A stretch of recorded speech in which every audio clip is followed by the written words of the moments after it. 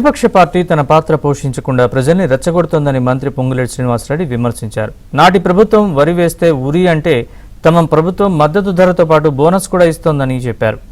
ఖమ్మం జిల్లా నేలకొండపల్లిలో పర్యటించిన మంత్రి పొంగులేటి మొక్కజొన్న కొనుగోలు కేంద్రాన్ని ప్రారంభించారు.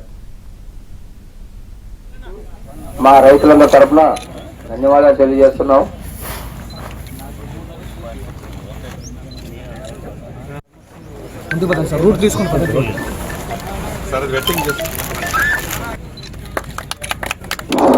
ధన్యవాదాలు సార్. మా నేలకొండ మండల రైతులు మొక్కజొన్న రైతులు మీకు ధన్యవాదాలు, హృదయపూర్వక ధన్యవాదాలు తెలియజేసుకుంటున్నాం.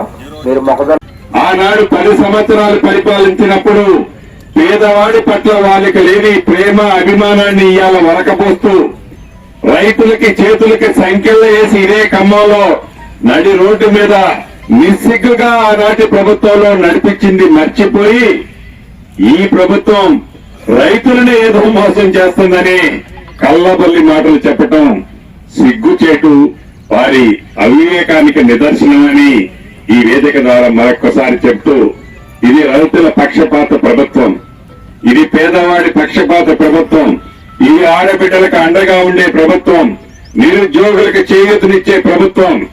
ఈ ప్రభుత్వాన్ని ఎన్ని కుట్రాలు కుతంత్రాలు ప్రతిపక్షాలు అని జబ్బలు దరుచుకునే నాయకులు ఎన్ని కలల కన్నా ఈ ప్రభుత్వాన్ని ప్రజల దీవెనలున్నంత వరకు ముఖ్యమంత్రి గారు చెప్పిన విధంగా మళ్లీ వచ్చే ఎన్నికలే కాదు ఇంకా 4 ఎన్నికలు వచ్చినా ఈ ప్రభుత్వాన్ని తెలంగాణ ప్రజలు ఆశీర్వదిస్తారు, దీవిస్తారని మనస్ఫూర్తిగా కోరుతూ